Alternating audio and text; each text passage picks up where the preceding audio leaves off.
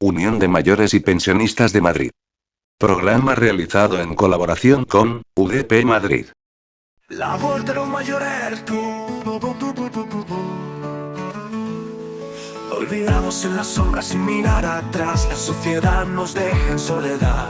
Mientras el mundo corre tras su ideal, nos quedamos al margen sin un lugar.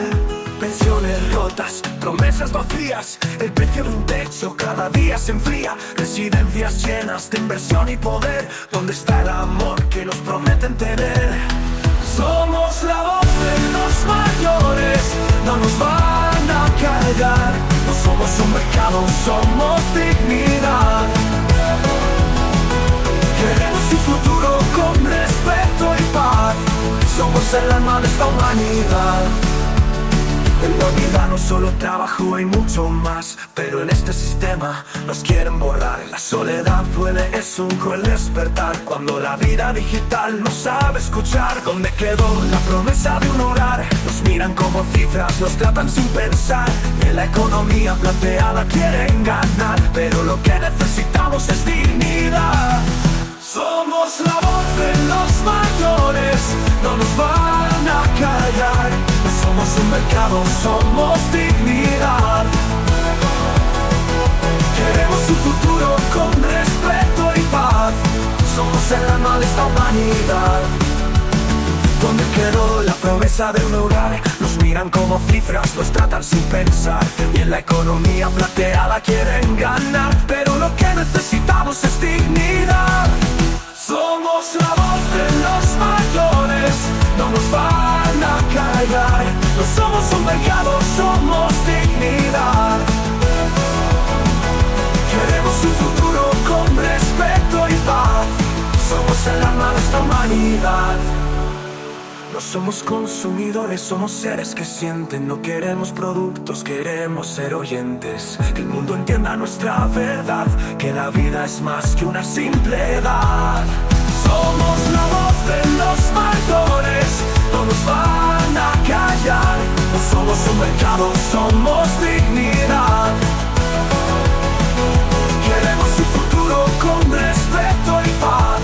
Somos el alma de esta humanidad.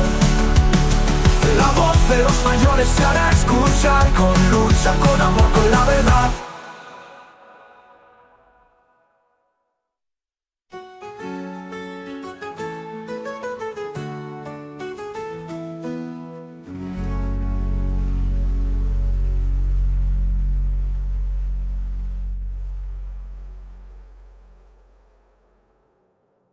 Hoy, presentación del dossier sobre una visión crítica de la economía plateada. Bueno, buenas tardes. Estamos aquí todos entre amigos.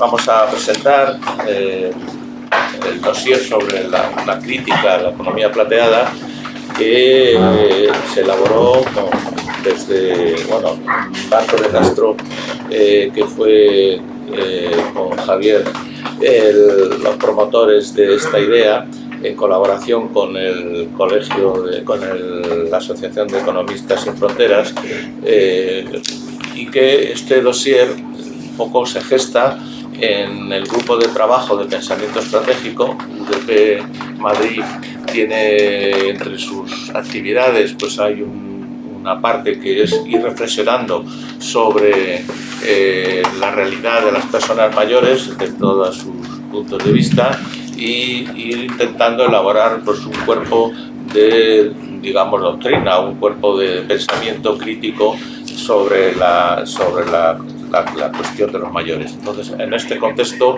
es cuando surge la posibilidad de elaborar un dossier sobre este tema, con una crítica de la economía plateada, contraponiéndola a la economía que se reclama por parte de nuestro colectivo, de la economía de otras líneas de pensamiento de la economía de los cuidados, y este es un poco el origen.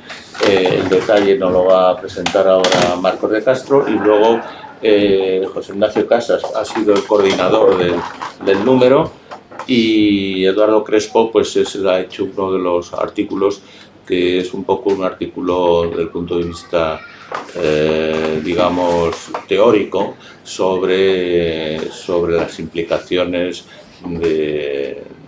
bajo el rótulo de la economía plateada, pues un poco un análisis crítico de todo lo que está detrás de esa expresión y de ese concepto, ¿no? Y por lo tanto, bueno, le dejo paso la palabra al compañero Marcos. Bueno, la pues Sierra de la Cantona. ciertamente que estamos entre amigos y esto es un placer. Porque si lo hacemos mal no nos tiraremos los zapatos. No, pero acércate el micrófono. Así. Es que a pesar tampoco tiene. Ahora, Sí, no sé si no sé si oye. bueno, Un poco más. un poco más. Todo lo que ¿Por qué UDP hace este dossier? Este es el objetivo de mi intervención. Pues porque UDP tiene como misión estudiar, analizar, incluso proponer soluciones a todas las circunstancias que influyan negativamente en las condiciones de vida de las personas mayores. Y este objetivo es muy amplio. Como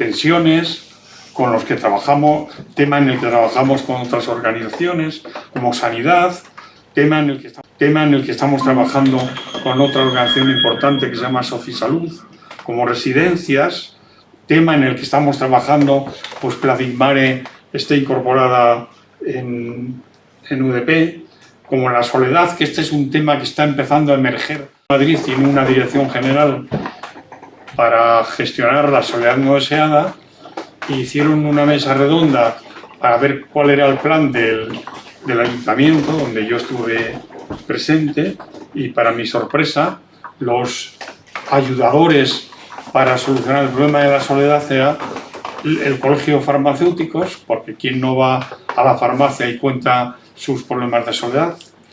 El Colegio de Registradores de la Propiedad, que todos contamos a nuestro registrador nuestras penas, y ya la Unión Bancaria Nacional, porque los bancos nos ayudan a solucionar problemas de tesorería y financieros que tenemos a nuestra vez. Cosa que yo no lo sabía esto, pero bueno, entré allí. Bueno, a mí me parece que el esquema social por el cual pasa esto en el grupo social de personas mayores es que nuestro sistema social está basado fundamentalmente en la edad laboral.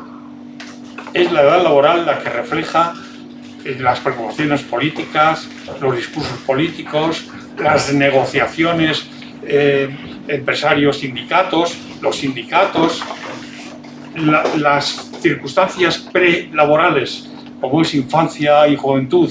Hombre, no digo que no se atiendan, pero tampoco se atienden según los profesionales del sector dicen. Y desde luego la etapa de los mayores yo creo que no está atendida de manera importante. Por ejemplo, voy a poner solamente a centrarme en algo. El problema de las residencias.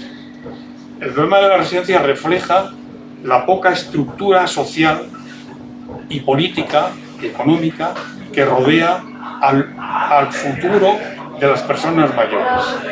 Y esto se ve perfectamente en la pandemia. La pandemia, desgraciadamente, en Madrid y en otros sitios, pero también en Madrid, ha sido un abandono total. Acordaros que se nos decía que el ejército iba a limpiar residencias y en algunas habitaciones se encontraban a personas muertas, cosa que es inexplicable. Y, bueno, esto no abundo porque ya se ha dicho mucho, especialmente el Comité Ciudadano, presidido por Martín Pallín, trabajó mucho este tema y lo ha publicado, y es un tema muy interesante. Si a alguien le interesa el documento y no lo tiene, se lo podemos ofrecer. Pero otro tema que me preocupa mucho de las residencias es la comercialización de las residencias. Sabéis que uno de los mayores propietarios de las residencias españolas son los fondos de inversión, los fondos buitre, que se llaman. Por ejemplo, del año 2007 al 2023, el precio por estar en una cama de una residencia sube un 28%. De las 5.187 residencias que hay en España, solo el 25% son públicas, y de estas, solo el 11% están gestionadas por la administración pública. Los demás están gestionadas por intereses privados.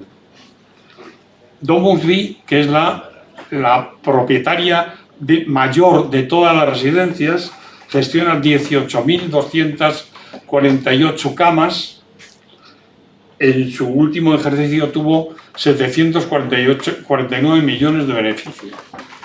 Es decir, decía una señora el otro día, en mi residencia, que llevo 10 años, ya he tenido como 10 personas que me han estado cuidando, que han rotado porque se iban rápidamente, porque tienen bajos salarios, porque no está profesionalizado el sector. Esto lo ha trabajado mucho Radek Mário.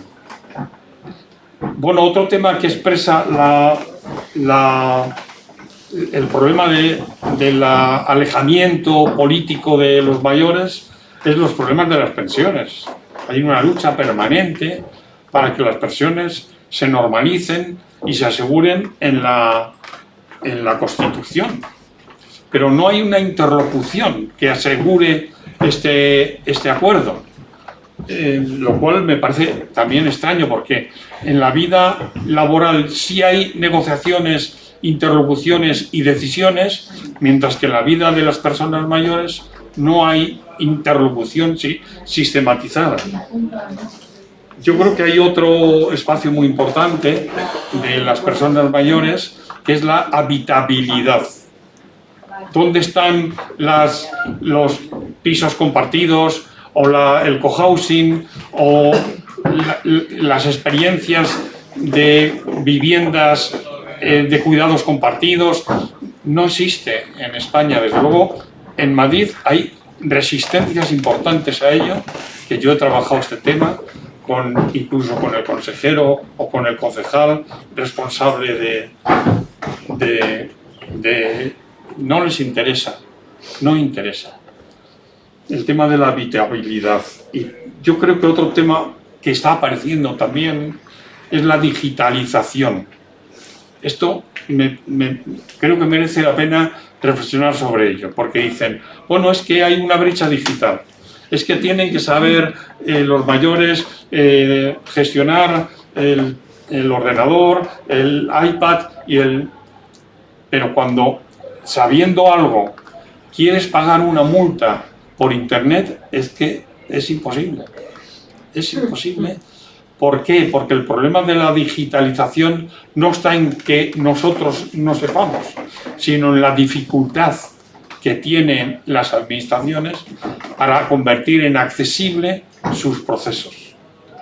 Bueno, esta es la situación de cierto distanciamiento político-económico, sanitario, de las personas mayores en nuestro esquema social.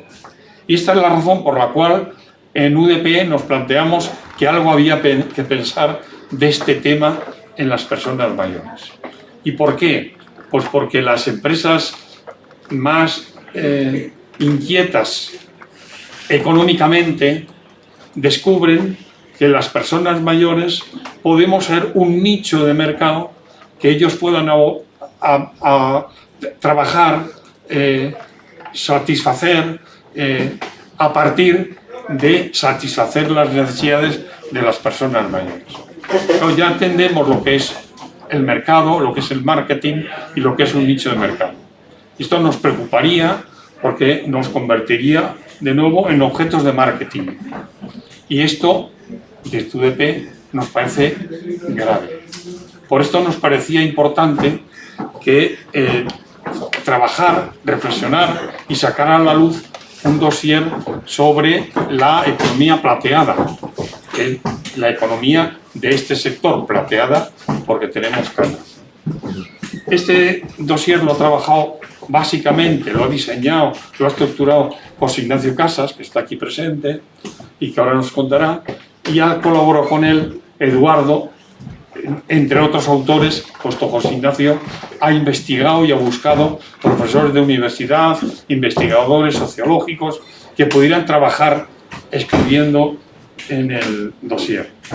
Este es el fondo del dossier, la razón del dossier, y esto es por lo que queremos presentarlo ahora y por lo que queremos divulgarlo en la sociedad, que nos parece muy importante el pensar que no queremos ser nicho de mercado de ninguna otra empresa. Quiero terminar contando una anécdota que a mi parecer es terrible del nicho de mercado, ¿no? Yo colaboro con otra compañera de UDP, que es Mariaje, colaboro con un grupo de motor de activación de los mayores en la FRAM, en la Federación Regional de Asociaciones de Vecinos. Y un día unos extraños nos pidieron cita en la reunión del grupo. Entonces estos nos contaron que el problema de la soledad del mayor es muy importante, que hay que trabajarlo y que ellos tienen un diseño a través de la inteligencia artificial con el que pueden hacer 5.000 llamadas diarias y el propio aparato descubre del tono de voz del que responda por si está bien o si está deprimido o si está enfermo. Si está deprimido lo deriva hacia un tratamiento psicológico y si está enfermo lo deriva hacia un tratamiento sanitario. Claro, preguntamos, ¿dónde está ese tratamiento sanitario? Pues era Quirón, los hospitales Quirón. Es decir, Quirón está investigando este nicho de mercado desde la soledad para ver cómo puede captar clientes en el caso de que su inteligencia artificial descubra que yo estoy deprimido. Bueno, a nosotros nos pareció importante investigar esto y José Ignacio nos lo ayudó a dominar, a estructurar y a diseñar el dossier. Bueno, vale. Gracias, Marcos. Buenas tardes. Intentaré ser breve, pero no lo garantizo, porque me enrollo bastante con estos temas. Así que le he dicho a Cristóbal que me corte sin ningún miramiento si me enrollo demasiado. Porque yo creo que es muy importante que compartamos opiniones y discutamos entre todos, que es la manera de avanzar, no soltando un rollo y ya está, ¿no? Lo primero que quería decir es que el auténtico culpable de este dossier es Marcos y Javier, creo que también, que ha venido al lugar del crimen, pero yo creo que fueron los que realmente tuvieron la idea y lanzaron la idea, aunque después Marcos me lió a mí para que coordinara el dossier, ¿no? La segunda cosa que tengo que decir es que en este dossier hay más autoras que autores y me da poco vergüenza que estemos aquí 4 maromos y no haya ninguna autora. Lo que pasa es que las mujeres estáis muy liadas últimamente. Una me dijo que estaba en Santiago de Chile, otra en Lovaina, otra en no sé qué. Son todas académicas. Bueno, está muy bien, pero es una pena que no pudieran estar aquí, al menos alguna de ellas, porque su aportación ha sido fundamental en este tema, ¿no? Y en tercer lugar, sobre el dossier mismo, que se puede bajar gratis de la web de Economistas Sin Fronteras. Quien no tenga el enlace pues lo vemos después. Tiene 2 grandes patas, creo yo. Una primera son 2 artículos más bien generalistas, uno el que escribí yo y otro el que escribió Eduardo con 2 colegas suyos, que ahora lo explicaré en su momento, y después 4 artículos más específicos sobre temas concretos que os animo a leeros. Mi artículo no lo leáis porque es un tochazo, ¿eh? O sea, entonces yo lo resumo ahora, pero no lo leáis porque es muy pesadito, ¿no? Pero el de Eduardo y compañía sí que es muy interesante y muy clarito además, y el del resto de los participantes también. Y dicho esto, pues quería entrar ya un poco en harina. No sé si hay que enchufar aquí para ver un poco. Había preparado una presentación. Perdón. Menciona los textos y los autores. Ah, bien. Bueno, los autores los iba a mencionar después, pero si no están por aquí. Los tengo en la presentación y los vemos. Y qué autores y autoras hay y los temas que han tocado, porque yo creo que merecen la pena, ¿eh? Bueno, mi aportación ha tratado de ver un poco el tema de la economía plateada. El problema que hay es que es un tema con muchas ambigüedades, con muchas falsas promesas y toca temas que teóricamente son muy interesantes y muy positivos, pero en realidad no lo son.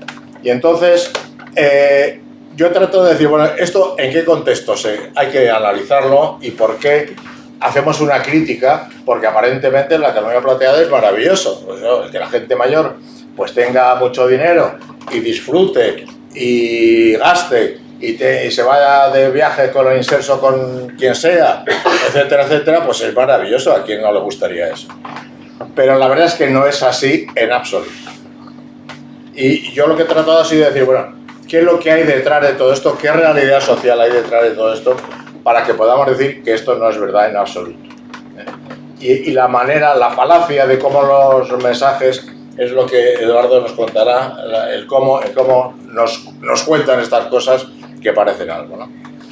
Bueno, hay como tres elementos de fondo: la evolución demográfica, los baby boomers, que ahora explicaré lo que era, y la crisis del estado de bienestar.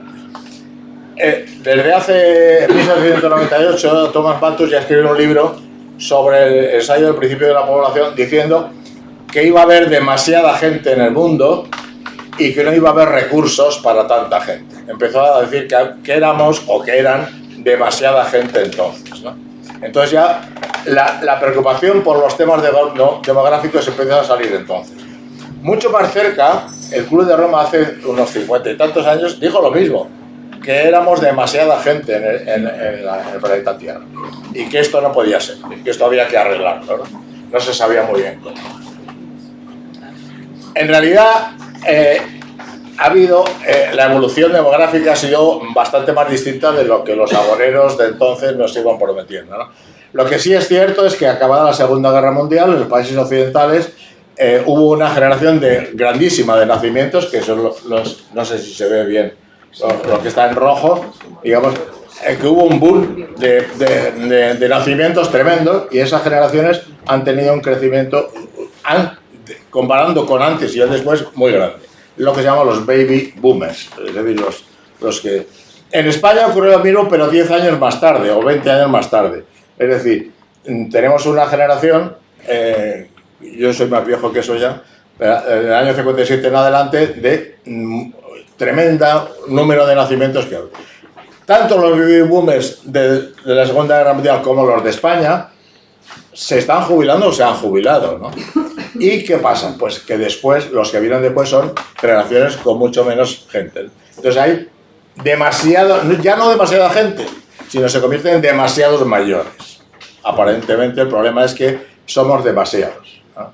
Y que entonces que no hacemos más que molestar. El estado del bienestar, lo mismo. En los años 60, y sobre todo en España, había muchos trabajadores que cotizaban y muy pocos pensionistas. Ahora mismo hay muchísimo menos cotizantes y muchísimo más pensionistas. Entonces, lo que están diciendo los analistas es que esto no puede ser, que estamos gastando demasiado. Es decir, que las pensiones son muy altas, etc. Aquí hay un montón de mentiras. ¿Por qué? Porque aparentemente la pensión de jubilación en España es lo que se dice muy generosa. Es decir, en comparación con el salario medio, la pensión media es mucho más alta que en otros países occidentales parecidos. No es cierto, porque en realidad el estado de bienestar y el sistema de pensiones que diseñó Franco, digamos, la raíz del sistema de pensiones español está en el año 63, diseñó un sistema de pensiones muy generoso con quienes cumplían todos los requisitos para tener una buena jubilación, que era muy poca gente en conjunto. Los cabezas de familia, fundamentalmente varones, porque las mujeres se dedicaban pues a la prole, a cuidar de los padres, de los hijos, etc. Entonces, quienes se jubilaban con todas las de la ley tenían una pensión relativamente alta en comparación a otros países donde las pensiones públicas eran más pequeñas porque había compensación con las pensiones privadas, etcétera, etcétera.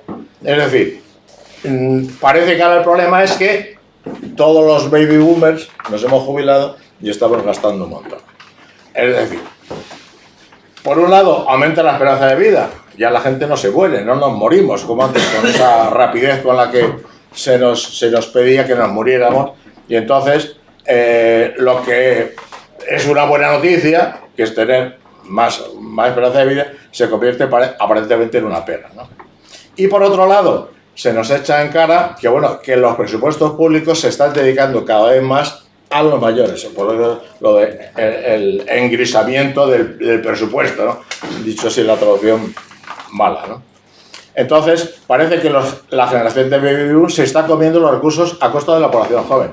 El otro día, un youtuber de unos 700.000 seguidores, que por cierto reside en Andorra, para no pagar impuestos, grabó un vídeo incendiario diciendo que los mayores éramos la gente más egoísta del mundo, porque nos estábamos comiendo la riqueza que no dejábamos trasladar a los jóvenes. Bueno, ¿realmente los mayores somos tan ricos? Primera pregunta. Entonces, bueno, mucha gente se ha basado en las encuestas del Banco de España sobre encuesta financiera de las familias, que teóricamente, pues bueno, dice que la riqueza de los hogares en los que la cabeza de familia, hombre y mujer, mayoritariamente hombre, es mayor de 75, tiene una riqueza neta mayor que los hogares de gente que tiene 30 años o algo así. Esto no es ninguna novedad. O sea, Franco Modigliani, el economista que premio Nobel hace ya años, dijo que efectivamente en el ciclo de vida todos los hogares, todas las personas vamos ahorrando, de tal manera que al final acabamos teniendo una riqueza que es fundamentalmente la vivienda en propiedad y ya está. Y nada más. O sea, segunda cuestión. Dentro del tramo de los hogares más altos, de edad más alta, las divergencias de riqueza son mucho más fuertes que en cualquier otro tramo de edad. Yo siempre digo, yo tengo la misma edad que el dueño de Mercadona. Si hiciéramos la media de su riqueza y la mía, yo sería multimillonario. Pues, por desgracia, no hacemos esa media. O sea, él se sigue llevando una barbaridad. Entonces, digamos, eso es así. Es una barbaridad decir que los mayores se están comiendo el dinero de los jóvenes cuando más de la mitad de las pensiones en España están por debajo del salario mínimo. O sea esas cosas es que caen por su propio peso, ¿no? Pero bueno, como la media y las estadísticas son muy útiles para echar basura, pues ahí están. Sí es cierto, y eso es cierto, y esto es otro problema importante de nuestra sociedad, de muchas sociedades occidentales, no sé si lo veréis, por hogares, según la edad del cabeza de familia, quiénes tienen vivienda de propiedad y quién no. En el año 2002, que son las barras de más allá, la barra de azul oscuro, la de más a la izquierda, representa a los hogares de 35 años, más o menos. Había una mayoría hace 20 años de gente que tenía vivienda de propiedad o la estaba pagando. Eso ha caído en picado. ¿Por qué? Bueno, tenemos un problema no solamente los mayores, de toda la sociedad española y en general muchas sociedades occidentales, de que la gente joven no encuentra vivienda, encuentra trabajos precarios. La posibilidad de abandonar el nido está siendo irrisoria. Solamente el 18% de los jóvenes hasta 29 años viven fuera de casa de sus padres. ¿Por qué? Porque no tienen un trabajo decente, porque no encuentran vivienda, ni de alquiler siquiera. Es decir, pero eso no es que nos estemos comiendo su riqueza. Esto es otro problema tan gordo o más para el conjunto de la sociedad, no solamente para los mayores. Ocurre también, y no lo he dicho antes, que cuando el Banco de España entrevista y saca los datos de los hogares según la edad, hay una falacia importante y es la siguiente. Si yo hago una muestra de hogares en España, entre hogares de gente joven, mediana y mayor, sabemos, y está demostrado, que la longevidad de la gente pobre es más corta que la longevidad de la gente rica. Entonces, cuando cogemos hogares de 75 y más años, encontramos proporcionalmente más gente rica porque sigue viviendo, que la gente que ha ido muriendo. Es decir, hay un sesgo ahí que no lo corrige el Banco de España y debería corregirlo a la hora de decir, mire usted, es que me estoy quedando con la gente más pudiente de esta generación y por tanto me salen estas cifras. Otra segunda cuestión, y en el tema de la vivienda está relacionado, aparentemente el tener una vivienda en propiedad eres rico, pero primero, esa vivienda, y lo veremos después con el tema de las hipotecas inversas y todo eso de la economía plateada, si vendes tu vivienda, ¿qué te vas a ir bajo un puente? O sea, no puedes monetarizar tu riqueza, o la tienes encerrada ahí, la tienes bloqueada. En segundo lugar, la valoración de las viviendas en propiedad en España ha subido, pero no porque sean viviendas mejores, sino porque la ley de oferta y demanda ha disparado los precios últimamente, en los últimos años. Es decir, hay un engordamiento artificial de la riqueza atribuida a quienes solamente tienen una vivienda. En tercer lugar, y eso lo veremos si nos da tiempo en los temas de hipoteca inversa, la gente que te ofrece una hipoteca inversa por tu vivienda que en esencia te dice, bueno, usted se queda viviendo ahí, pero la propiedad es nuestra y yo le doy un X dinero todos los meses hasta que se muera. Entonces, en función de la esperanza de vida de esa persona con 70 años, etcétera, le están pagando, en función de la media, el 30% del valor de su vivienda. El 30%. Que si la quisiera rescatar, tendría que estar pagando el 100% del valor de la vivienda. Es decir, hay una trampa tremenda, ¿no? Por eso dicen, la gente se extraña, los empresarios de seguros y la banca se extraña de que poca gente haya picado el tema de hipoteca inversa. Digo, claro, es que no hay más que verlo, o sea, esto es una estafa bastante grande y se sorprenden. Digo, no se sorprenda usted porque está usted intentando estafar a la gente, ¿no?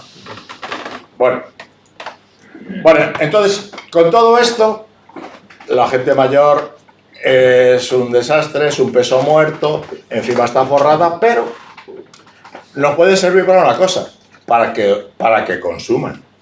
Y aquí viene la economía plateada. Entonces, ya hace años la Comisión Europea encargó un estudio sobre economía plateada, de ahí ha salido, se popularizó todo el tema. Es decir, hay gente, no todos los mayores, ojo, algunos mayores, y lo acotan entre 55 y 75 años, algunos mayores pueden tener dinero para gastar. Y vamos a ver cómo conseguimos que lo gasten. En una palabra, sería el planteamiento de la economía plateada. Bueno, es lo que llaman el dividendo de la longevidad. Es decir, no solamente somos un peso muerto, sino también podemos consumir y, por tanto, ayudar al manejo, al funcionamiento de la economía.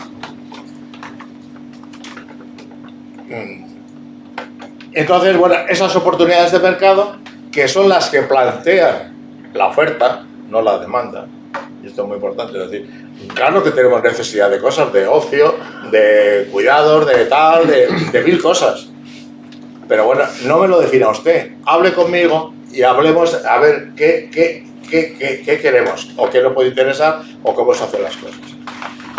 El problema es que muchas veces dinero público se está dedicando a fomentar este tipo de empresas de economía plateada que están diseñando por sí mismos esa oferta por lo que le viene bien, etc. Hay congresos en España, está habiendo bastantes de ellos, en el que, bueno, con eso de la economía plateada casi cada año hay 2 o 3, intentando fomentar por parte de las administraciones públicas cómo la iniciativa privada ofrece a los mayores, les ofrece cosas para que gastemos, ¿no? Hay 2 tipos de mercados, son los de mercados tipo personal y los mercados tipo sectorial, donde se están intentando focalizar esta oferta, ¿no? Desde el punto de vista de las personas, es superior de 55, por encima de 75 años ya se supone que ya no tenemos ni ganas, ni tiempo, ni cuerpo para gastar. Entonces, esos sobran, ¿no? Y a partir de 55 a 75, o sea, no los jubilados, aquí la gente no es tonta. A partir de los 55 se supone que a tus hijos ya se han ido de tal, has pagado la hipoteca y los tramos de mayor ingreso están entre 55 y 75 años normalmente para ciertos sectores de población. Ojo, ¿eh? Es decir que, ojo, que hay unas diferencias muy importantes entre unos colectivos de mayores y otros. Es decir, con esa economía saneada ya no tengo más que tiempo y dinero para gastar. Pues fantástico, pues a por ello, ¿no? Y en entornos urbanos, es decir, el mundo rural como que no interesa, ¿no? Y fundamentalmente en actividades de ocio, pero también intentando monetizar el capital inmobiliario, lo que os decía de la hipoteca inversa y otras formas similares de convertir tu casa, de dar tu casa a cambio de una pseudo pensión. Pueden ser 300 euros al mes, o sea, es que son 2.000 euros al mes, ni nada por el estilo. Y además, no seleccionan cualquier vivienda, dependiendo solamente en grandes ciudades, por un valor mínimo de 150.000 euros de ahí para arriba, etcétera. O sea, yo tengo una casita en el pueblo donde vivo y bueno, la empresa se puede decir, no, usted no me interesa para nada, ¿no? Yo lo que quiero es una persona que vive en el barrio de Salamanca y que tiene un pisazo que me lo voy a quedar en cuanto se muera, ¿no? Vale. Y después el mercado de sectores, tan importante o más, y Marcos antes has hablado del tema de la sanidad, etc. En la sanidad pública y privada hay grandes ofertas, que ya el gasto puede ser particular o puede ser público, digamos, de las administraciones públicas. Entonces, se ofrece vía residenciales mayores u otras vías, o vías sanidad pseudo pública, pseudo privada, etc. Y el tema de los cuidados personales, lo que decías antes, ¿no? Entonces, a esos sectores es hacia donde van enfocando la oferta. Hace poco ha salido en 65 y más, igual lo leéis, seguro que sí, muchos de vosotros, han publicado algo que no es de ellos, sino que es de una asociación británica que hace un año hizo un informe sobre cómo los ensayos médicos para nuevas medicinas se hacen con un conjunto de población determinada en función de la edad, el género, tal. Pues que la gente mayor de 75 años estaba totalmente infrarrepresentada. Es decir, los datos para ver un poco hasta qué punto ese tipo de nuevas medicinas funcionaban. Cuando la mayoría de esas medicinas están consumidas por mayores de 75 años. Es decir, para que veáis un poco la mecánica de cómo funciona. Y esto, bueno, además en los 75 y más se lo han atribuido como algo propio, han obligado al Ministerio de Sanidad a contestar, bueno, una contestación de estas, en fin, de salir por peteneras y tal, ¿no?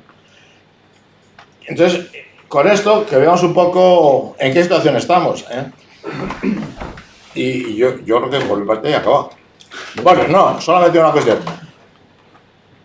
No sé, yo aquí digo, la que es flor de un día. Es decir, esta generación de baby boomers, que ya tenemos tiempo y dinero, teóricamente, para esta gente, va a ser distinta a las generaciones que vienen detrás, ¿eh? El baby boom fue un momento dado.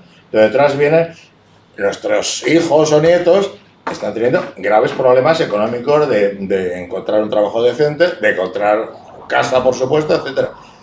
Y por otra parte, lo que antes decías tú, Marcos, también, de que tenemos la vida enfocada al tramo laboral, esto se está diluyendo. O sea, de los tramos de juego, formación, trabajo y retiro, esto se está diluyendo. Primero, entre el juego y la formación empieza a diluirse. Entre la formación y el trabajo lo mismo, porque no puedes acceder al mundo laboral en condiciones teóricamente ortodoxas, digamos. Y del trabajo al retiro estamos viendo también ahí cómo se diluye esa frontera cada vez más. Entonces, esa secuencia que había antes se está diluyendo bastante. Tengamos en cuenta, y esto es una anécdota, pero que es así, las pensiones no las inventó ningún socialista, las inventó el canciller Bismarck, que era un tío bastante conservador, en el año 1870. Y entonces inventó la pensión, no pensando en los pensionistas, sino pensando en los trabajadores de ese momento. ¿Por qué? Porque les vino a decir, no, el día que no podáis trabajar, no os preocupéis, porque os voy a dar una pensión. Entonces, seguir trabajando. A mí lo que me interesa es que trabajéis y que no os rebeléis, porque el que no tenga capacidad para seguir trabajando yo le cuidaré. Entonces la pensión se otorgaba a gente a partir de los 70 años. Era gracioso, entre comillas, que entonces la esperanza de vida era de 40 años. O sea, llegar a 70 años era, bueno, una auténtica proeza. Pero la promesa de que yo te cuidaré, pero tú sigues trabajando, ese es en el fondo el enfoque de las pensiones de entonces, y que no ha cambiado tanto de entonces para acá, ¿no? Entonces, eso yo creo que es una manera de ver la vida nefasta. Y nosotros los mayores creo que tenemos mucho que decir en este tema y en otros muchos más, ¿no? Bueno, y finalmente, ¿cómo serán las futuras generaciones Silver? ¿Va a haber generaciones Silver dedicadas a tener mucho tiempo y dinero para eso o no? No entro en otros 1000 temas más, desde el tema de las herencias hasta, bueno, pero bueno, hay tiempo para ir poco a poco desgranando temas y nada, pues ya está. Tu turno. Muy bien.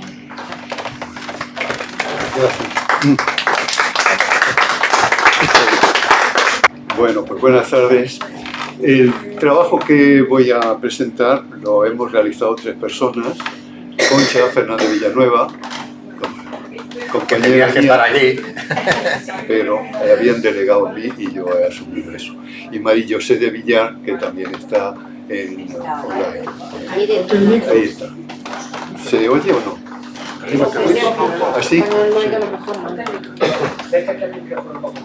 Vale, perfecto, se me oye ya mejor.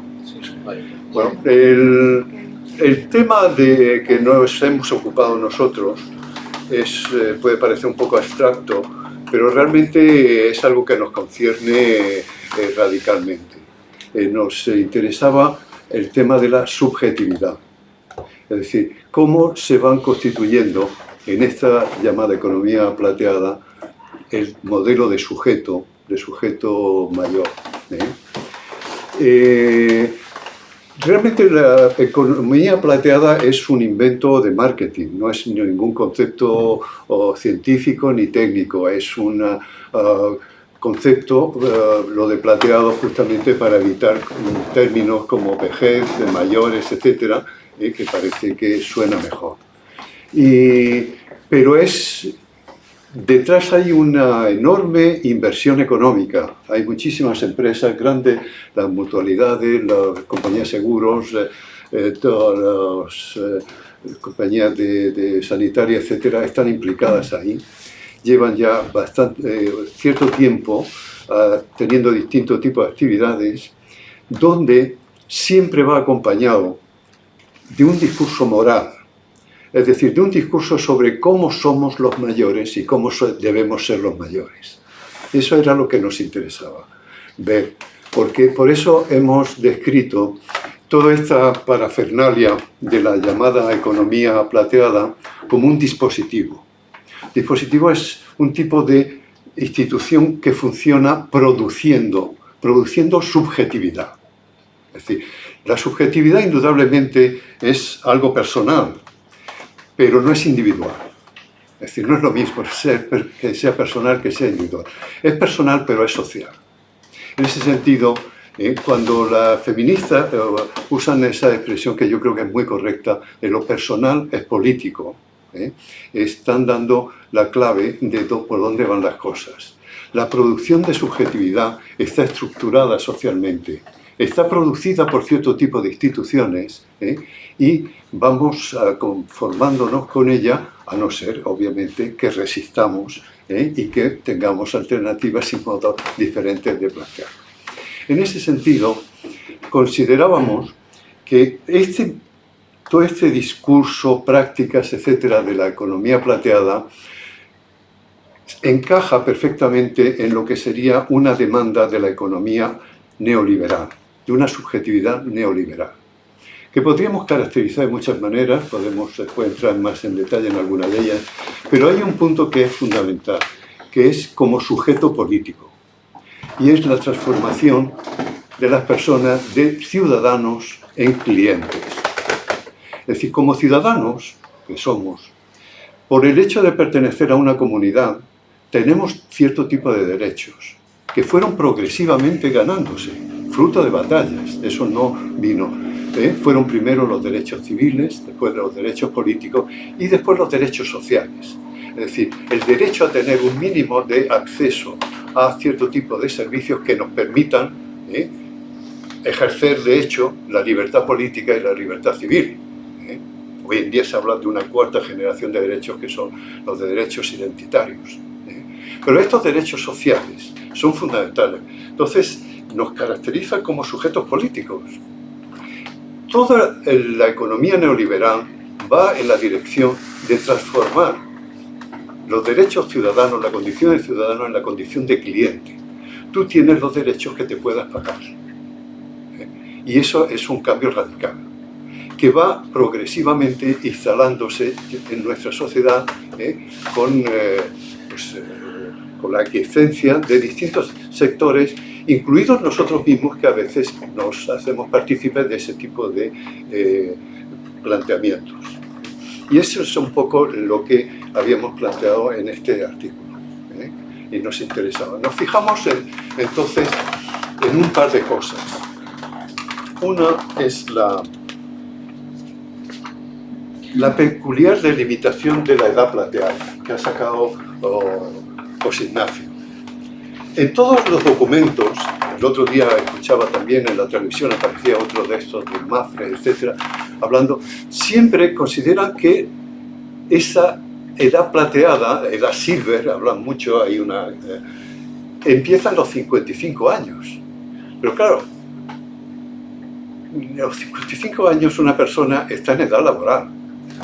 Lo que se está disolviendo, invisibilizando la identidad de los mayores como sujetos que estamos fuera del mercado laboral. Lo cual no quiere decir que no trabajemos, pero que no estamos en edad de buscar trabajo o de trabajar.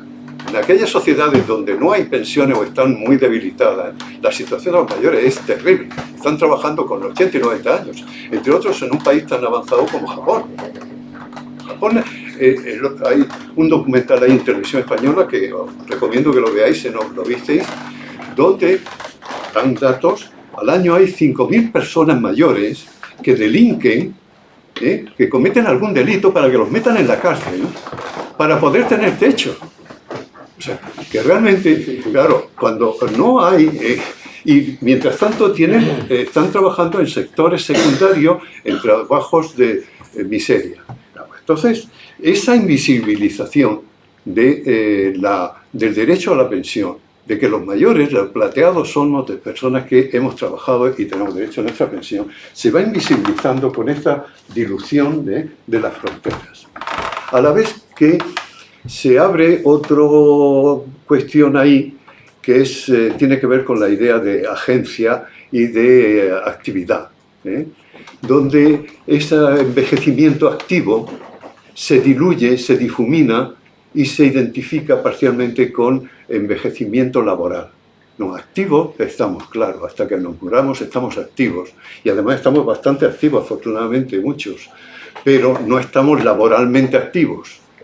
Esa difuminación está creando una borrosidad, invisibilizando el derecho a las pensiones como un derecho social básico de ciudadanía. Esa sería una cuestión.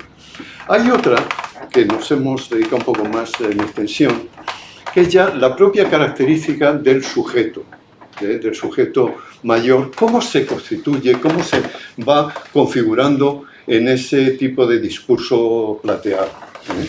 Y entonces hay dos cuestiones que nos han interesado y que observamos en todo este tipo de planteamientos, discursos, etc. Uno es lo que hemos caracterizado como psicologización, que lo hemos utilizado en otras investigaciones en otros terrenos como las políticas sociales de empleo, etc. Pero aquí la psicologización nos referimos a una cosa muy básica. Es la conversión de los problemas sociales en problemas individuales, en problemas personales. Y para eso tenemos toda una parafernalia de psicología, de autoayuda, etc. Toda una oferta tremenda que nos va rodeando, envolviendo, de modo que nos haga pensar que nuestros problemas son exclusivamente individuales. En el sentido de que la única forma y la única responsabilidad de afrontarlos es ejerciendo un trabajo sobre uno mismo. Toda esa historia del esfuerzo, etc., va en esa dirección. Esa sería una cuestión. La otra sería la utilización, y esto es bastante, yo creo, interesante, de todos estos dispositivos funcionan porque se plantean en términos positivos. Si la formalización social, la formación de sujetos antes, y nosotros lo vivimos de niños, era fundamentalmente represiva, no hagas, no dejes, castigo, etc. Ahora es totalmente lo contrario, es en términos positivos, pero de un modo falaz. Es decir, lo que planteamos ahí, y planteamos con datos, etc., es cómo se está utilizando un tipo de lenguaje que es paradójico. Y intentaré explicarme. La idea de paradoja Por ejemplo, la utilizó, hay un filósofo, Axel Honneth, que escribió un trabajo muy interesante de el reconocimiento como ideología. El reconocimiento es un mecanismo básico que tenemos para formalizar nuestra identidad en positivo. Es decir, el reconocimiento es ser alguien para alguien. Y en ese sentido, las políticas de reconocimiento son importantes, son algo fundamental en la supervivencia social de cualquiera. Sin embargo, hay un uso perverso, también posible, de ese reconocimiento. Y él ponía el ejemplo, por ejemplo, de la buena madre. Alguien que la reconoce, qué buena madre eres. Pero la persona a quien se dirige no quiere ser ese tipo de buena madre. Es decir, madre sacrificada, madre que renuncia a todo, madre que está siempre disponible, madre que no... No, mire usted, yo es que no me reconozco en eso. No sé si me explico. Lo que tendríamos aquí con este discurso plateado es también un tipo de reconocimiento en positivo, pero de un tipo de sujetos con los cuales no nos reconocemos. Parte de esa, es decir, sujetos a quienes se nos impone la moral de la felicidad, por ejemplo. Claro que queremos ser felices y procuramos serlo, pero no del modo que se nos plantea, a través exclusivamente del consumo de los servicios que ellos proponen, por ejemplo. Entonces, ese es un mecanismo especialmente perverso, porque es muy difícil darse cuenta de que realmente nos estamos siendo utilizados en una imagen con la cual en el fondo nos resulta represiva. Y ese es el carácter hipertrofiado de la imagen de los mayores que se nos presenta. Es decir, se apela a una visión de los mayores en positivo, activo, dinámico, etc. Pero se da una solución que es limitada y excluyente. Solo muy pocas personas corresponden a esa franja, a esa idea, a ese modelo de sujeto en realidad. En ese sentido, podríamos caracterizar todo este tipo de discurso como un contexto de optimismo cruel. Es decir, nos hacen una apelación a un optimismo, pero es un optimismo cruel, porque no podemos responder, no correspondemos con esa imagen. Nuestra idea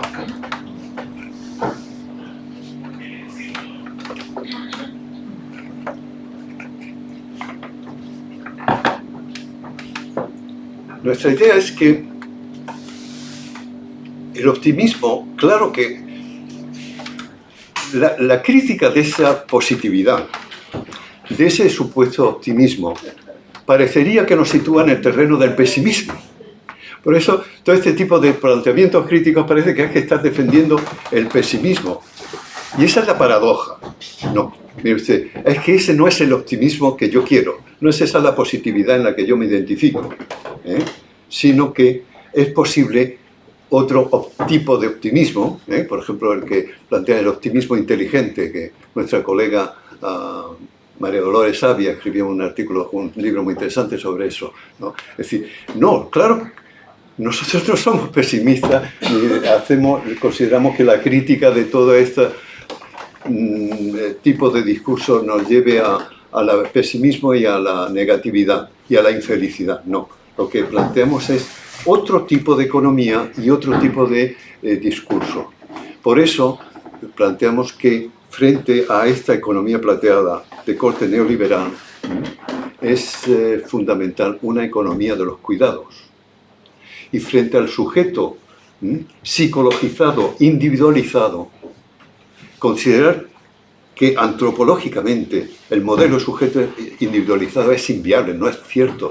Nadie es independiente. Todos somos interdependientes. Todos somos interdependientes. Pero la invisibilización de la interdependencia, que es en lo que se basa justamente los derechos sociales y la solidaridad social, se invisibiliza por ese énfasis y ese dominio absoluto del mercado como transacción individualizada. Y lo dejo aquí.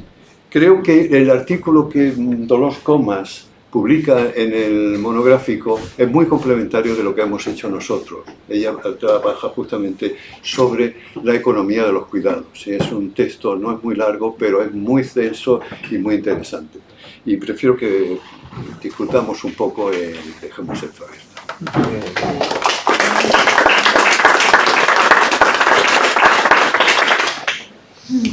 Pues solamente comentarios y preguntas. A menos decir los otros artículos de quienes están aquí, claro, totalmente recomendables. El de Dolors Comas que acabas de decir, que se titula La economía plateada frente a la economía del cuidado, yo creo que incide precisamente en lo que acabas de decir.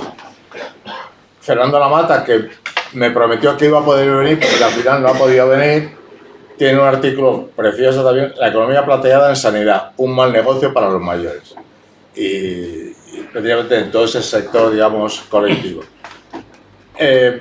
Raquel Martínez Buján, que tampoco ha podido estar porque también estaba liadísima, tiene otro artículo que se llama Las plataformas digitales en la comercialización de los cuidados en los hogares, expansión y modelos de negocio. Todo el tema de los cuidados en los hogares es una industria, digamos, nefasta, pero que va creciendo. Lo comentabas tú, Aramino, lo de la inteligencia artificial, de llamar a las casas a ver quién estaba pocho y quién no estaba, ¿no? Bueno, se está intentando tecnologizar todo este asunto con los Siri, todos estos tinglab, el poner... Yo conozco una persona que su madre, que vive sola, pues tiene la casa llena de cámaras y la monitoriza, y ya está, lo único que sabe es si se ha caído o no, pero a 400 kilómetros de distancia y tal. Y finalmente, el artículo de Verónica Rodríguez, que se llama Una generación marcada por la vivienda en propiedad. Precisamente lo que hablábamos antes, de todo el tema de las ofertas que hay, de hipoteca, empresa, etcétera, etcétera, que es muy importante porque afortunadamente hay poca gente que pica, porque es una estafa. Pero hay una insistencia, incluso el Banco de España ha recomendado todo este tipo de ofertas como solución a la gente que tiene una pensión de 700 euros al mes, una cosa. Y ya está.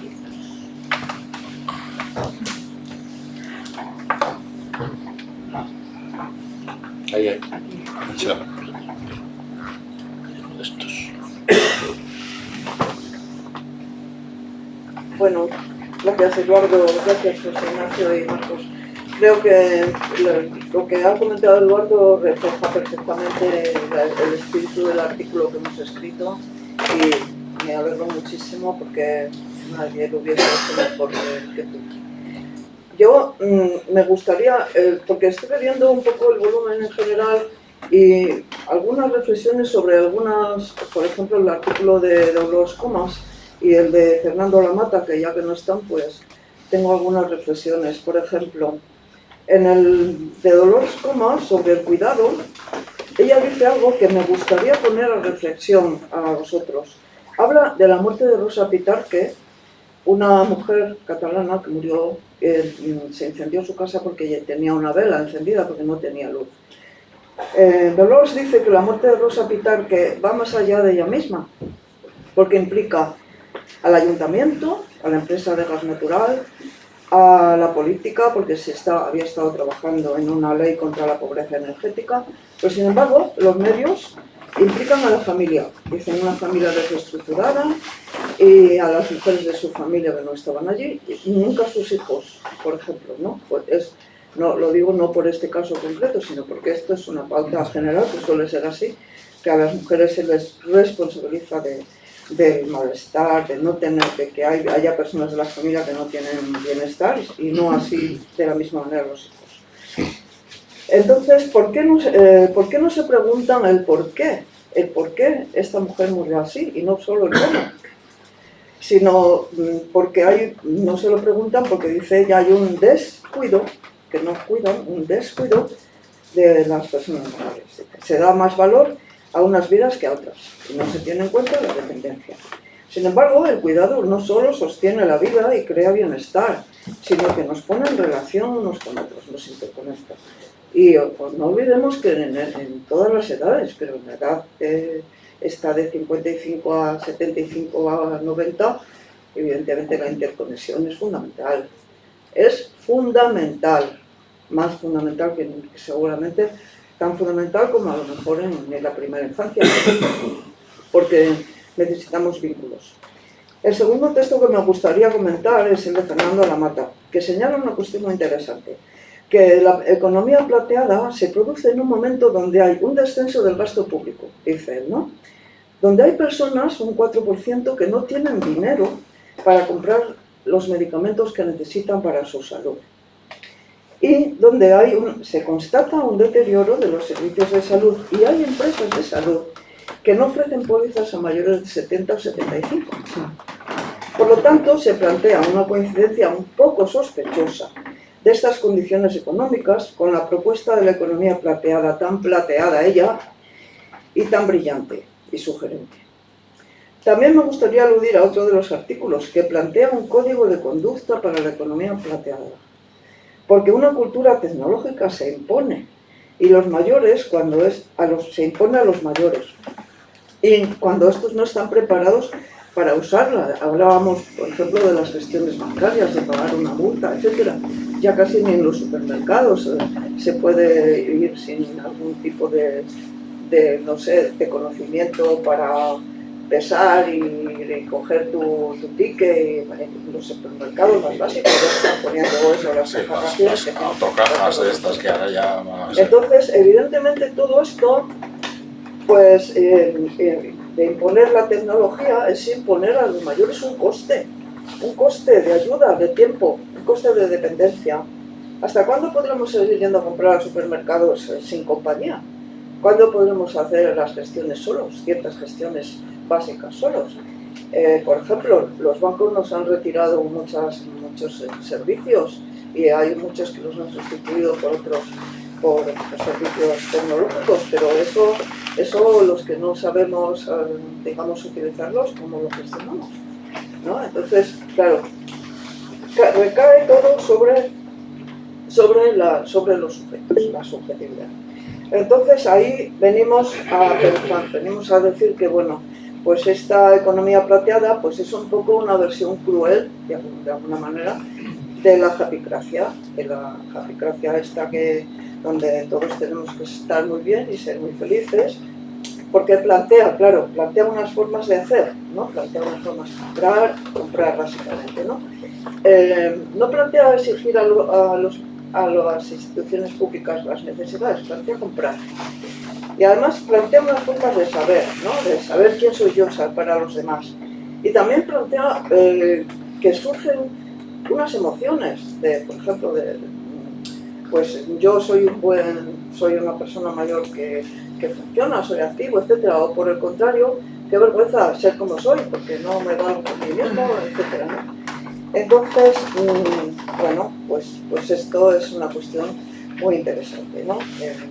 Bueno, no quería cansaros. Entonces, yo creo que la economía plateada plantea tres cosas. La silver economy, economía.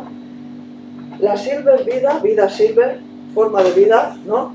Que tienes que ser positivo, etcétera, etcétera. Y el sujeto silver, que es el sujeto que se tiene que gestionar esa felicidad.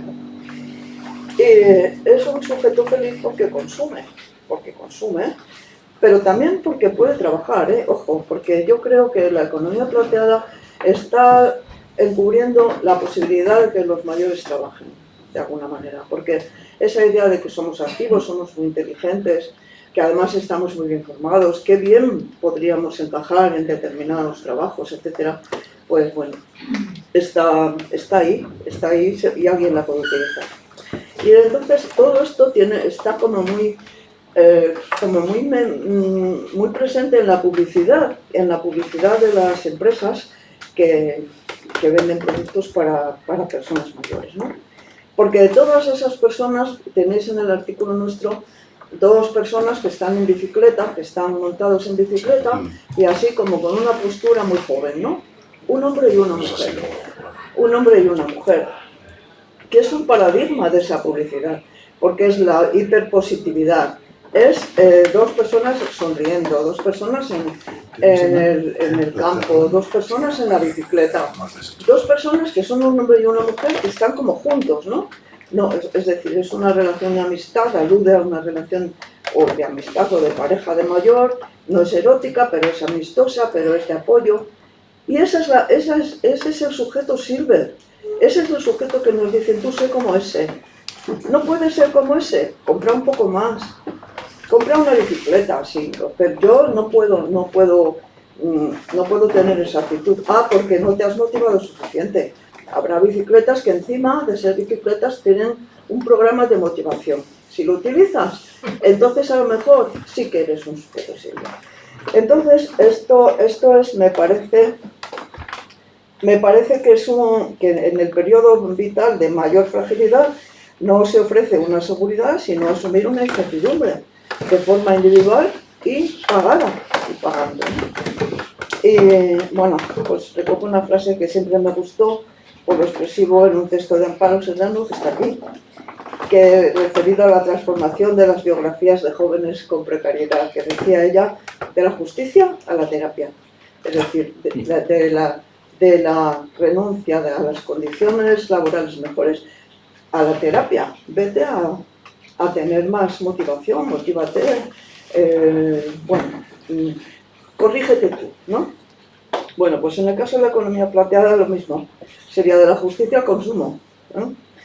Ya que tú puedes, porque mira ese de las bicicletas, ese puede, tú también, porque el dispositivo plateado contiene prácticas, contiene discursos y contiene publicidad. Y por cierto, la publicidad para esta de la economía plateada debería controlarse, de cierto modo, porque puede ser fraudulenta, igual que las hipotecas y todas las propuestas económicas, la publicidad puede ser fraudulenta también. Y cuando hay control de publicidad para las personas que no saben muy bien evaluar, digamos, los efectos de la publicidad, hay que controlar. Eso es lo que se me ocurre decir a mí sobre la...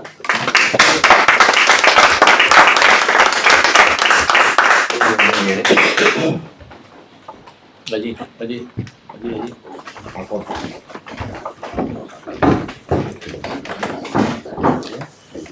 Bueno, es la primera vez que vengo aquí. Pienso que bajo esta experiencia me terminaré afiliando haciendo socio de UDP. Todavía no soy pensionista. Tengo la intención de ser pensionista sueco. Soy residente sueco. Allí el sistema de pensiones es diferente. Es un sistema de pensiones de solidaridad, sino es un sistema de capitalización, y eso no significa que cuando tú empieces a cobrar tu pensión tengas que dejar tu trabajo. He encontrado con conductores de autobús, asistentes en farmacia, y no te hablo ya de los catedráticos de universidad, estoy hablando con uno que tenía 80 años y me pagan, si estoy trabajando tengo 80 años y me paga la universidad. Entonces, este tema siempre me preocupó mucho, porque yo me veía una víctima del sistema, no pude adquirir mi vivienda, nunca he tenido una vivienda propia, he tenido la suerte de ocupar la vivienda de mis padres, que han podido hacer cierto patrimonio, y yo decía, o me lo pienso también,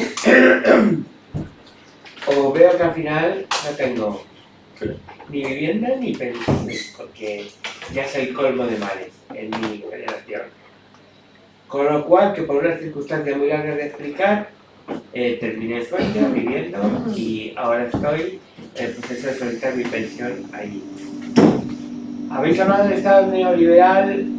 Yo creo que el Estado neoliberal ha sido una lacra que ahora solamente está teniendo algún tipo de relevancia en Argentina y punto. Milei, ya veremos cómo termina.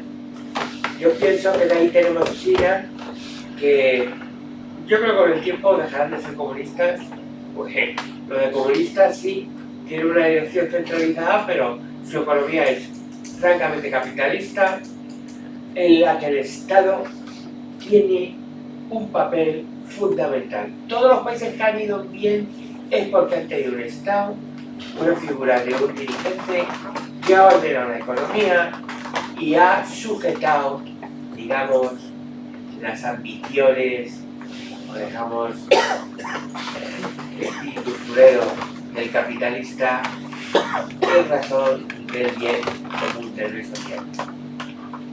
Y ha dibujado un cuadro estadístico de, bueno, gente que tenía vivienda, gente que los jubilados. Yo quiero apuntar un par de cosas. Ese análisis tan bueno que has hecho, él es Eduardo, ¿no? Eduardo Enrique. En ese análisis que has hecho, falta, a mi modo de ver, dos cosas. El avance tan tremendo que va a tener la medicina en estos 5 años, ya se están hablando de unas beds, camas médicas que curan no porque actúen fisiológicamente sobre tu cuerpo, no, porque actúan mecánico, cuánticamente sobre tu cuerpo, rejuvenecen tus células a un punto anterior a que se despertara la enfermedad que tienes. Por lo cual es una aplicación universal. La medicina va a pegar un avance bestial. La robótica está pegando un avance bestial, con lo cual la posibilidad de asistencia en la casa de personas mayores, bueno, los chinos están haciendo robots con inteligencia artificial que te hablan. Bueno, pero puedes hacer cosas alucinantes. Y al mismo tiempo que está la cara positiva, está la cara negativa, que puede estar protagonizada por Christine Lagarde, y es que hay unas élites que se iniciaron en el Club de Roma, queriéndose cargar al 90% de la población para esclavizar al 10% restante. Lo que pasó en el COVID fue realmente vergonzoso en ciertos centros de mayores. No sé si lo sabéis, que los encerraron en las habitaciones. Muchas de esos mayores murieron de iatrogenia, con lo cual tenemos los mayores tenemos la cara y la cruz, las dos juntas. El que prevalezca cara o el que prevalezca cruz será en cierta parte responsabilidad de cómo nos movamos nosotros. Si nos movemos para llevar el agua a nuestro molino o nos dejamos llevar. Y finalmente una palabra sobre las hipotecas inversas. Yo eso lo oí en el programa ese de vida a los mayores. Vamos, yo no firmaría en mi vida una hipoteca inversa conociendo el percal que hay. Yo me he pasado toda la vida siendo perseguido, siendo harassed, acosado por ciertos elementos. He aprendido que te pueden parar tu corazón a distancia. Vamos, que si yo firmase una hipoteca inversa, es muy fácil que estuviera firmando mi sentencia de muerte. Porque me pueden pasar accidentes, incidentes, o puedo tener un misterioso parada cardíaca.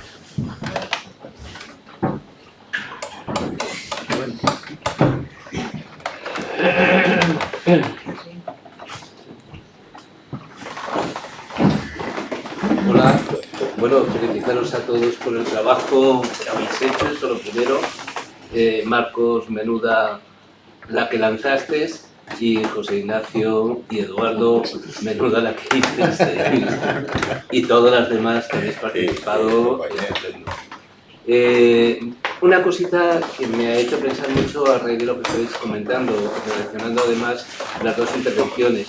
Eduardo trabajó hace mucho tiempo el tema de la pobreza entre los mayores, y en los datos que estaba dando José Ignacio, simplemente mirando la tasa de pobreza, es muy curioso que si bien la tasa de pobreza es más alta entre los menores de 16 años, curiosamente en España, con la edad aumenta.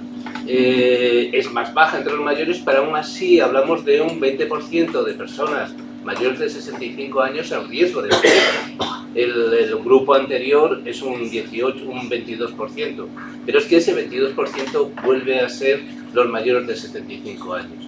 Entonces, estamos diciendo que casi uno de cada 4 personas, una de cada 5 personas mayores está en pobreza. Y está en pobreza, y ahora viene lo que comentaba, el análisis que habéis hecho, culpándose a sí misma por la situación en la que se encuentra. ¿Y qué ocurre? Que no las encontramos a esas personas. Son personas invisibilizadas, son personas que UDP y que otras organizaciones intentan encontrarlas para ayudar, para trabajar con ellos, y no hay manera de encontrarlos, no se los encuentran y tienen una necesidad tremenda.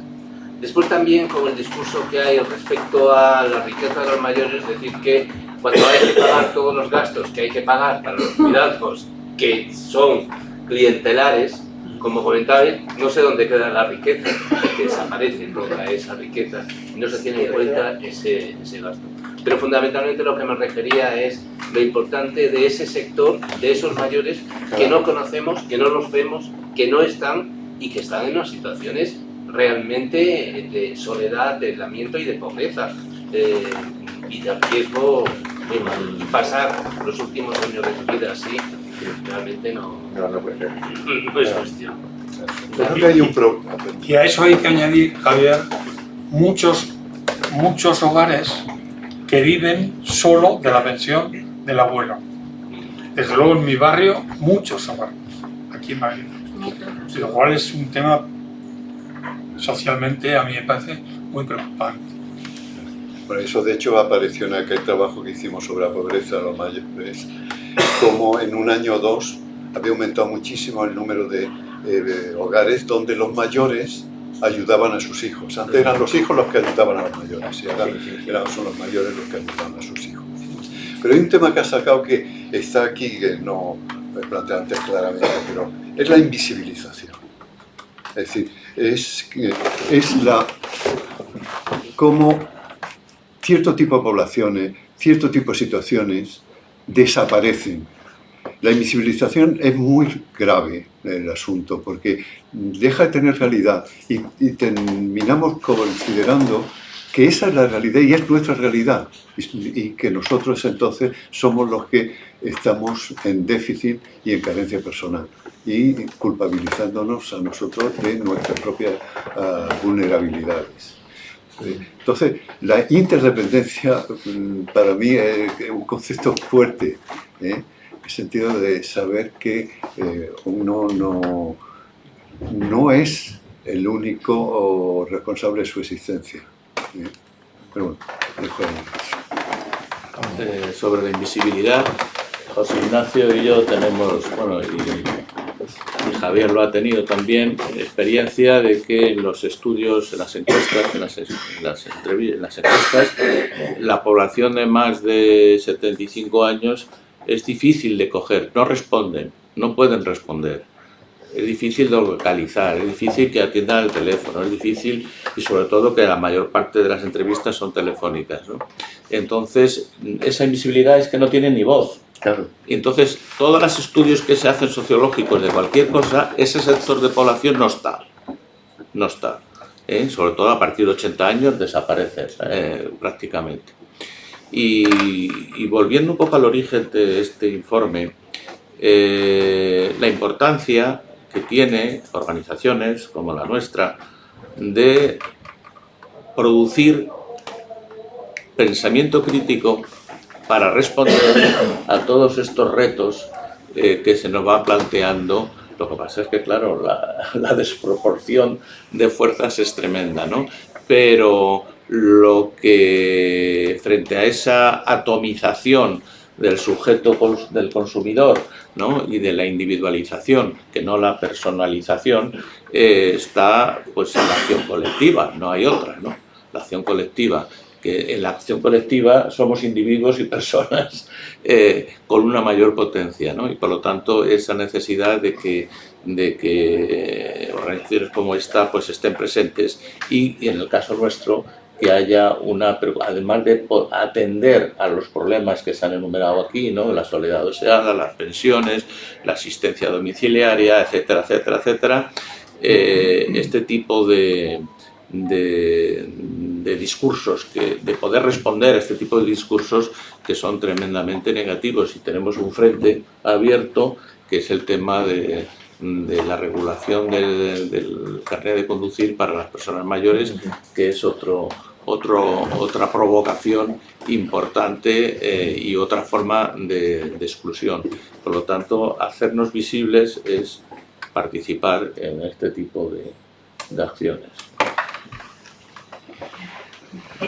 Igual el nombre de economía plateada está muy bien puesto, ¿no? Porque no es porque, en el sentido que decías tú, Eduardo, con canas para hacerlo más bonito, sino que significa claramente con plata. Claro, o sea, eso es lo que En términos argentinos. esa es la ambigüedad que Concha señalaba. Sujeto con silver, sujeto con plata. Vida plateada, vida con plata. O sea, si no, no hay Está nada claro. más que hablar. Estoy de acuerdo. Sí. No has quedado Lo tiempo. poníamos... Bueno, No ahí... con oro, porque las chicas de oro tienen muy mala prensa, no somos chicas de oro, somos de plata. ¿Cómo pasar del oro a la plata? Pero bueno, y otra cosa es que, a ver, a mí por ejemplo no me parece nada mal que en los hogares las ayudas tecnológicas que haya todas me parecen fenomenal. Lo que pasa que el tema ahí es que cueste dinero y que no esté cubierto de otra manera. Entonces, claro, eso es lo que hace inaccesible a un sector grande de la población, pero por lo demás, la tecnología puede ser una gran ayuda. Claro que hay mucha gente que va a tener su familia a 400 kilómetros, pues mira, por lo menos la podrá ver, ¿no? O sea, no hay que culpabilizar, no se trata de que tiene que estar allí, ¿no? Nadie tiene que estar allí. No sé si tiene aquí. Eso es cierto y me has dado pie para tocar el tema más despacio. Totalmente de acuerdo. El tema de la tecnología. Ahora bien, hay una oferta o un inicio de oferta tecnológica para los cuidados, sobre todo cuidados domiciliarios y otro tipo de cuidados que es muy importante. Pero no es lo mismo la tecnología que hace más dependiente a la persona mayor que la tecnología que la ayuda, Más digamos, a autónomo. moverse. Entonces, ese enfoque no es baladí, digamos, o sea, hay el tipo de productos y de sistemas y tecnologías que se ofrecen hoy en día son los que te hacen más dependiente. En vez de, porque esta señora, que es un ejemplo concreto, lo conozco, no tiene ni idea que tiene cámaras en su casa, ni sabe manejarlas, ni tiene nada por el estilo, es decir, que sería lo suyo, el que, bueno, a intentarle ayudar para que, bueno, empezara a no ser dependiente de la tecnología, más dependiente todavía por el proceso tecnológico. Y entonces, eso por un lado. Y por otro lado, en la oferta, digamos, de la economía plateada hay cosas, el último artículo del dossier hacía un código de conducta que escribimos José Ramón Andaluz de Nabusiak y yo, sobre, bueno, ¿qué se puede hacer? O sea, no es que nos neguemos en absoluto a cualquier tipo de avance, sino al contrario, lo que queremos es, primero, participar en el diseño y en fijar las prioridades y las necesidades que hay y que toda la nueva tecnología se haga para ayudar a las personas mayores y a sus cuidadores o gente en torno a ellas, pero no para hacerlas más dependientes. Y eso no es ninguna bobada porque no se está haciendo así, se está haciendo muy bien. Y por otro lado, otra cosa que denunciamos es la manera como se vehiculan los mensajes del envejecimiento activo, este tipo de historias. En Internet hay un montón de webs, antes he aludido a 65 y más, pero hay un montón más donde parece que, bueno, que ayudan a los mayores a darles mensajes de no sé cuántos, patrocinados por empresas de seguros, por las grandes empresas españolas, donde de vez en cuando pues o meten un anuncio sobre un seguro o entrevistan a no sé quién sobre la hipoteca inversa. Es decir, esa manera de envolver ese paquete con ese lacito azul, a mí me parece que habría que denunciarlo, porque eso es engañar. Eso es marketing de contenidos, como dirían los técnicos del sector. Solamente una cosa, hemos hablado, se ha hecho una crítica en esta sesión, fundamentalmente era presentar un dossier que es una respuesta crítica a la llamada economía plateada. Tendremos ocasión más adelante de hablar de la contrapropuesta teórica que es la economía de los cuidados. ¿Qué es la economía de los cuidados? ¿Por qué es importante? Y cómo eso se debería reconocer. Muy bien, muchas gracias.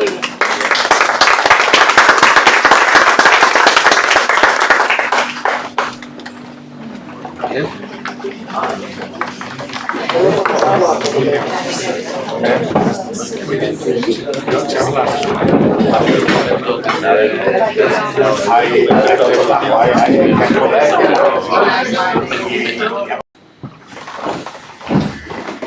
Hola, bueno, felicitaros a todos por el trabajo que habéis hecho, eso lo primero. Marcos, menuda la que lanzaste, y José Ignacio y Eduardo, menuda la que hiciste, y todas las demás que habéis participado.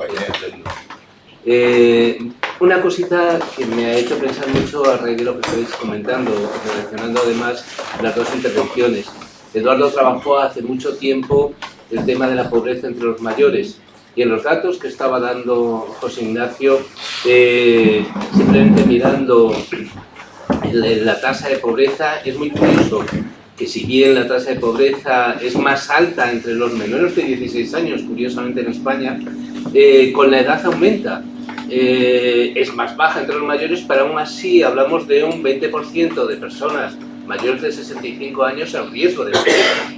El grupo anterior es un 22%, pero es que ese 22% vuelve a ser los mayores de 75 años.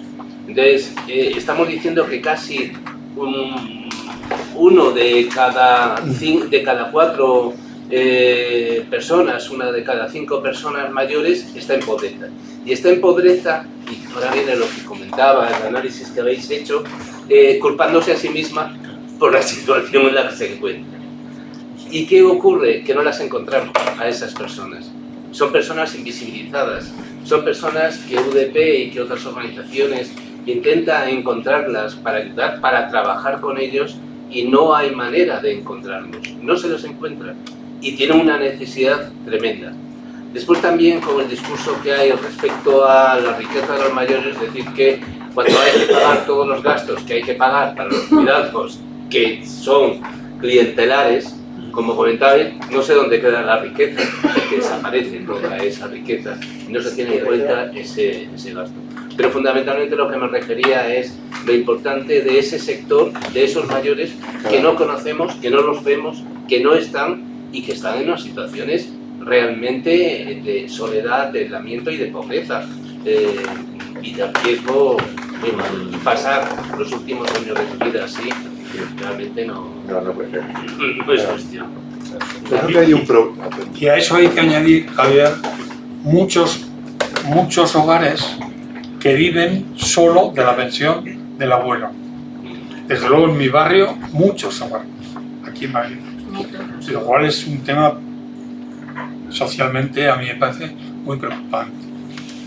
Bueno, eso de hecho apareció en aquel trabajo que hicimos sobre la pobreza de los mayores, como en un año o dos había aumentado muchísimo el número de hogares donde los mayores ayudaban a sus hijos. Antes eran los hijos los que ayudaban a los mayores, y ahora son los mayores los que ayudaban a sus hijos. Pero hay un tema que ha sacado que está aquí, que no lo he planteado antes claramente, pero es la invisibilización.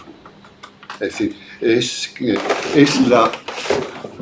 cómo cierto tipo de poblaciones, cierto tipo de situaciones desaparecen. La invisibilización es muy grave el asunto, porque deja de tener realidad y terminamos considerando que esa es la realidad y es nuestra realidad, y que nosotros entonces somos los que estamos en déficit y en carencia personal, y culpabilizándonos a nosotros de nuestras propias vulnerabilidades.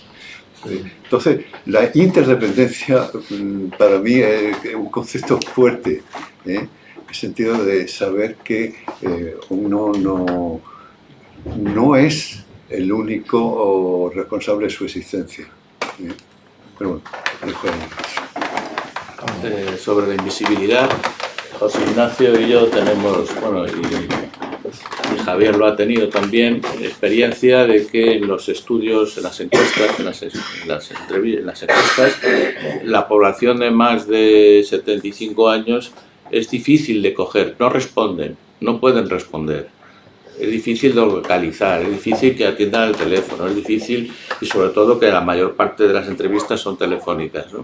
Entonces, esa invisibilidad es que no tienen ni voz. Claro. Y entonces, todos los estudios que se hacen sociológicos de cualquier cosa, ese sector de población no está. no está. Sobre todo a partir de 80 años desaparece prácticamente. Y volviendo un poco al origen de este informe, la importancia que tiene organizaciones como la nuestra de producir pensamiento crítico para responder a todos estos retos que se nos va planteando. Lo que pasa es que, claro, la desproporción de fuerzas es tremenda, ¿no? Pero lo que, frente a esa atomización del sujeto del consumidor, ¿no? Y de la individualización, que no la personalización, está pues en la acción colectiva, no hay otra, ¿no?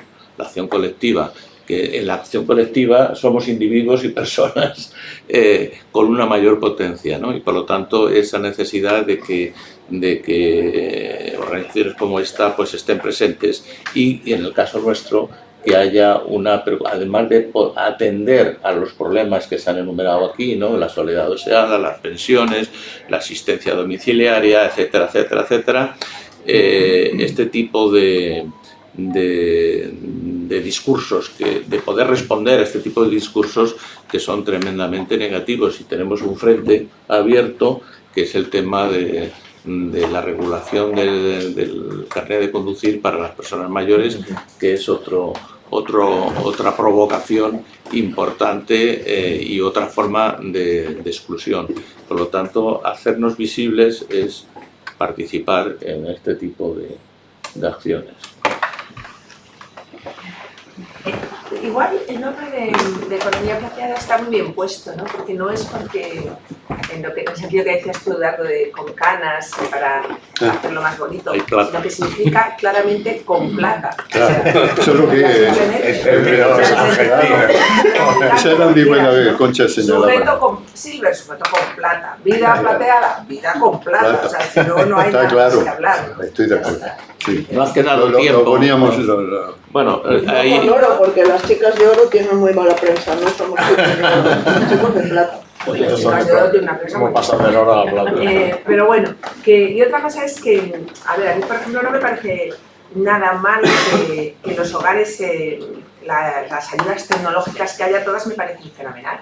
Lo que pasa que el tema ahí es que cueste dinero y que no esté cubierto de otra manera. Entonces, claro, eso es lo que hace inaccesible a un sector de la población, pero por lo demás, la tecnología puede ser una gran ayuda. Claro que hay mucha gente que va a tener su familia a 400 kilómetros, pues mira, por lo menos la podrá ver, ¿no? O sea, no hay que culpabilizar, no se trata de que tiene que estar allí, ¿no? Nadie tiene que estar allí. No sé si tiene aquí. Eso es cierto y me has dado pie para tocar el tema más despacio. Totalmente de acuerdo. El tema de la tecnología. Ahora bien, hay una oferta o un inicio de oferta tecnológica para los cuidados, sobre todo cuidados domiciliarios y otro tipo de cuidados que es muy importante. Pero no es lo mismo la tecnología que hace más dependiente a la persona mayor que la tecnología que la ayuda, digamos, a moverse. Entonces, ese enfoque no es baladí, digamos, o sea, hay el tipo de productos y de sistemas y tecnologías que se ofrecen hoy en día son los que te hacen más dependiente. En vez de, porque esta señora, que es un ejemplo concreto, la conozco, no tiene ni idea que tiene cámaras en su casa, ni sabe manejarlas, ni tiene nada por el estilo, es decir, que sería lo suyo, el que, bueno, a intentarle ayudar para que, bueno, empezara a no ser dependiente de la tecnología, más dependiente todavía por el proceso tecnológico. Y entonces, eso por un lado. Y por otro lado, en la oferta, digamos, de la economía plateada hay cosas. El último artículo del dossier es hacia un código de conducta que escribimos José Ramón Andaluz de Nahuel Siac y yo sobre, bueno, ¿qué se puede hacer? O sea, no es que nos neguemos en absoluto a cualquier tipo de avance, sino al contrario, lo que queremos es, primero, participar en el diseño y en fijar las prioridades y las necesidades que hay y que toda la nueva tecnología se haga para ayudar a las personas mayores y a sus cuidadores o gente en torno a ellas, pero no para hacerlas más dependientes. Y eso no es ninguna bobada porque no se está haciendo así, se está haciendo muy bien. Y por otro lado, otra cosa que denunciamos es la manera como se vehiculan los mensajes del envejecimiento activo, este tipo de historias.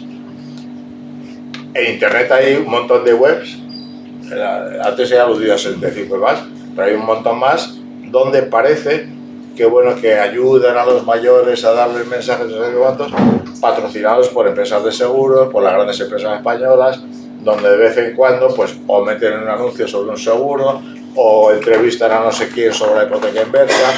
Es decir, esta manera de envolver ese paquete con ese lacito azul, a mí me parece que habría que denunciarlo, porque eso es engañar.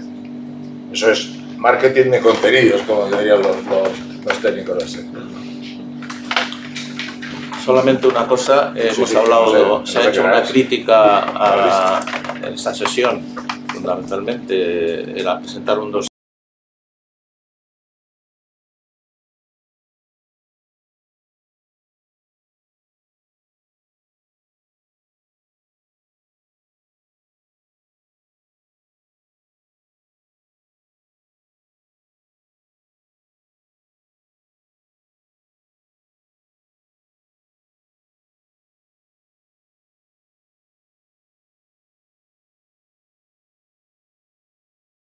Punto.